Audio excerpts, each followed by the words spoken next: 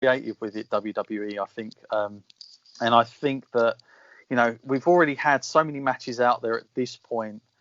The kind of feel that it's there. It's very hard to come on at this point of the show and try to do a kind of normal sort of match without sort of it going a little bit stale. So I think the fact that they really were quite creative, whoever put this together, done a really good job.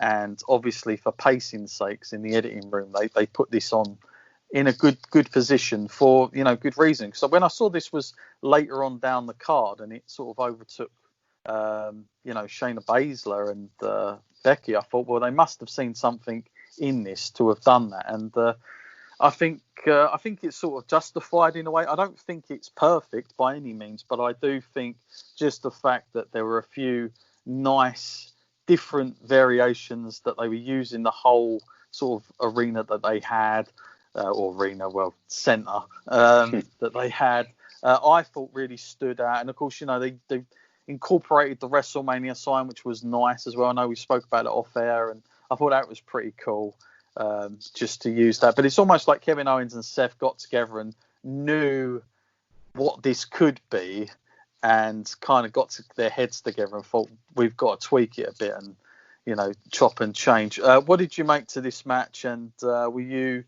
what was your expectations going into this, first and foremost, Josh? Was you a little bit like me, or was you actually, quite high on this one? Okay, mixed emotions really on the build and the lead up. It felt like this feud's gone on for a long time. We had a lot of 8-man and 6-man tags on Raw with AOP, Buddy, and Seth against Owens, the Viking Raiders, and numerous others on the occasion. What I will say as well, though, Man Bun Seth Rollins is the greatest Seth Rollins ever. I'm quite glad I can't get a haircut at the minute, so next time you see me, I might have a Rollins man bun. I won't come out in a white jacket though. Pretend that's your limit to be God. That is a limit. I thought Rollins looked great. Owens is Owens. Owens is fantastic, great worker, great on the mic, always gives it 110%, which is clear to see. He never looks like he's having to, if that makes sense. But yes, I wasn't overly fussed, if I'm honest, because we'd seen it so often. It felt like it was constant replays.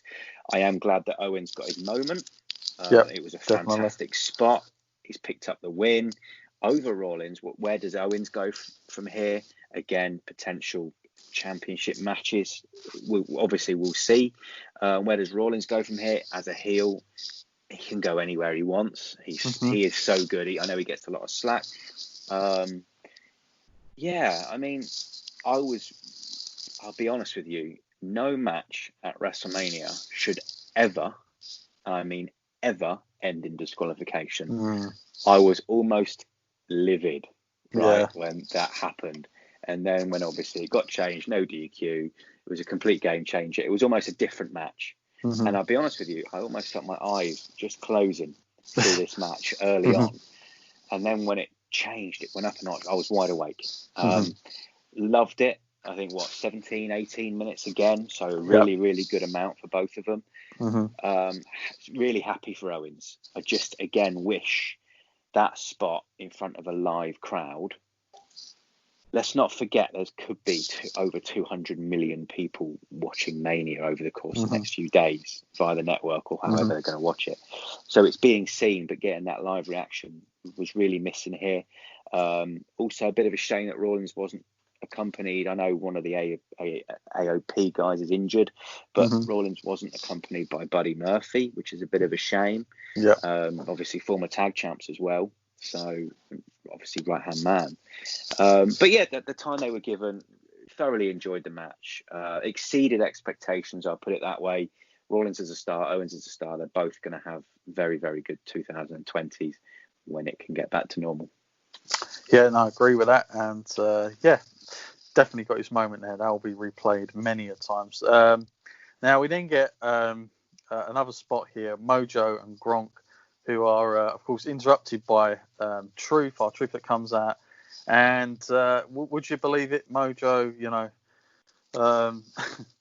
stops Gronk and wins the 24/7 title in all this whilst this guy, sometimes I forget about that title, but then of course it's always there in your face at these times. Not a massively great thing, but I suppose one way of including it and giving something there to sort of Gronk. But what did you make of that? Any value into that for you? Was that a moment, or was that just a bit of filler? I'm glad you've mentioned it on the podcast, because if it was vice versa the other way around and I was hosting the podcast, I would have completely forgot about it. And that's no disrespect to any of the three involved and the title. R-Truth has been killing it. I'm just glad Gronk didn't win the title. Really. I would be moving on swiftly from it. I think it's dying of death now. I'm just glad we're not seeing people run around the ring, run around ringside when matches are going on anymore. I'm glad that Riddick Moss's championship reign was pretty fun recently. That was pretty fun. But this, I guess it had to be done. But I have forgotten about it. So, that's my stance. Let's get out of our minds quick. See you later. Heyman arrives then. They have like this little part where he's talking about tonight's stuff between Drew McIntyre calls. Says he's going to be Brock's bitch tomorrow night. So there's a nice little plug in for that show, building up. And then, of course, we get the Universal title match, which at this point, I think I was like, it's going to be, we're going to have AJ on right at the end, which, I thought, there must be something in that. That sort of took my interest. And I also was kind of debating what the impact having this match on before that would have. I've got to say, going into this, I was probably about 50-50 when I found out it was Braun that was going to be his opponent. Certainly Roman for me. Had he have been there, I think Roman 100% would have been going over. But when they decided with Braun, I was about 50-50. I would say this match was just what it needed to be in terms of the time. I'm not really that bothered. I know that a few people come out and said that was ridiculous, but I'm not that fussed, to be honest with you. I think this is Goldberg and Braun Strowman. Less is more, 100% in this one. You've got to remember this has had no real build to it, and you're pulling this out of nowhere. So it's very difficult to sell this to me, that the importance of what we're seeing. Goldberg's only been champion since Saudi Arabia again.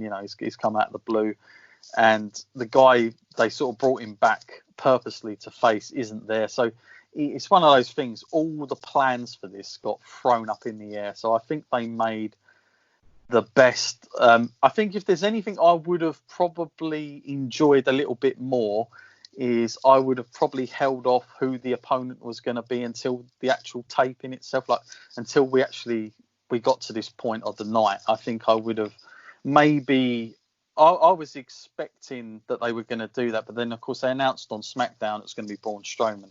But I thought maybe the reason we're all thinking it's Braun is because they're going to do some fun stuff with, I don't know, like Matt Riddle on the Videotron or Keith Lee or something really out of the box. But they ended up announcing it on SmackDown, and I think they kind of squashed a lot of those kind of rumors that were going around, because there was obviously circulating rumors, and it was getting a little bit too exciting for people to be a little bit disappointed when they maybe got to the night. So they did announce it. Braun Strowman, heavyweight champion. I mean, this should be probably more of a bigger deal than what it is, but I've got to say it's certainly not the lasting impressions of night one. That's for definite. But then again, was it going to be any other way? I mean, I think you're damned if you do, you're damned if you don't. Braun Strowman winning the title for the first time, a little bit unfortunate, but there's nobody there, and he did get thrown in, and so people will just think he's a transitional champion. But hopefully there's something to this, because he's had a very up and down career, has Braun, for all this. What was your takeaway from this match and the fact that it was thrown together how it was, Josh? One of my favourite things about this was, I think on Thursday, Triple H tweeted out to say that Roman Reigns will be written out of this in fantastic fashion or something along those lines. And it got everyone excited. Triple H worked everyone, and it was genius. There was absolute uproar from so many people saying, well, Triple H said this and that. Well, unfortunately, Roman Reigns' health comes first. It's no secret. So, having Braun just chucked in now on SmackDown, fine. I think we all expected it. I think, and please, listeners, don't take this the wrong way, but I think you're a fool if you thought it would be anyone different. But again, I don't mean that rudely in any way. A 2-minute squash match. It wasn't a squash match, was it? Because Goldberg hit 3 spears. In a weird way, I enjoyed it because what I love Goldberg's entrance. I would love to see that not any day of the week, but at any big show till he retires. I enjoy that. I enjoy a spear. I enjoy people getting up from spear and getting another spear. But what I did enjoy was 3 or 4 power slams from Strowman to win the title inside 2 minutes. I did enjoy it for the sprint it was. Like you said, you're damned if you do, you're damned if you don't. The right thing to do was to put the title on Braun. I saw a few tweets or people write on their Instagram stories that, they buried the Fiend to this guy and then he's just beat by Braun. It doesn't matter now. It's happened. The Fiend, whatever went on there was for different reasons. At the time of that being written, COVID-19 wasn't locking down everyone and every city and every state. Unfortunately, this is a world of entertainment, and you just got to move with how the world moves as well. So for 2 minutes 10 seconds, I think it was. That's a bit on the point, but I enjoyed it. I'm glad that Braun is champion. My only negative is that it wasn't in front of anyone. I feel, again, the crowning moment that I mentioned earlier is missing there, which is a real shame. And my only worry for night 2, is if Drew McIntyre is winning the championship in front of no one, like last night, then that's my only problem, because I don't know if you've watched WWE Chronicle with Drew. If you haven't, I urge you or any listener to do that. It's very emotional. It's almost like he's winning the title and he's gutted he can't do it in front of anyone. That's how it's coming across to me, and it's not selfish, because this is his life, this is what he's worked for, and it is a shame. But also, I don't think you can have him lose to Lesnar. But like I did say again earlier on, I feel we're going to get a few championship rematches at SummerSlam. I feel that Drew could win the title. I know I've gone away from night 1 just very quickly, but the point I'm trying to make is I feel that Drew win. I think that Drew does win the title. I think Lesnar will get his rematch at SummerSlam, and Drew will beat him again at SummerSlam, and he'll almost get that crowning moment there. Yeah, you know what I mean. Like I said for Shayna, she'll get that crowning moment. She was caught out by a roll up. But yeah, I mean, look, Goldberg Strowman was a fun sprint. I'll go back and watch it because it was spears, it was a Goldberg entrance, it was Braun dominant, it was a new champion, it was WrestleMania. Enjoy it. Yeah, absolutely. You can't really say. Like I said, plans all got thrown up in the air. So WWE just made something they could. In hindsight, of course, I'm sure they wouldn't have done the whole. It's a wonderful thing. Yeah, exactly. They wouldn't have done that, but no, it wasn't. It wasn't to be. Okay, next we have, of course, the Boneyard match. Now, this, of course, I've got to say, out of everything, everyone was talking about the whole what we're going to get tonight on the Funhouse. I've probably got more reaction to that and excitement for this Funhouse match than I did for this Boneyard match. But I have to say, after seeing this, very high standards have been set, and I wonder between both of them what people will, actually enjoy more now, because I think this really has surprised many people in a good way. Obviously, first and foremost, Josh, we've got to address the big elephant in the room. This is not a classic wrestling type of encounter that that fans are going to be used to. It's probably not the best sort of thing I'd want to show one of my mates who isn't a wrestling fan.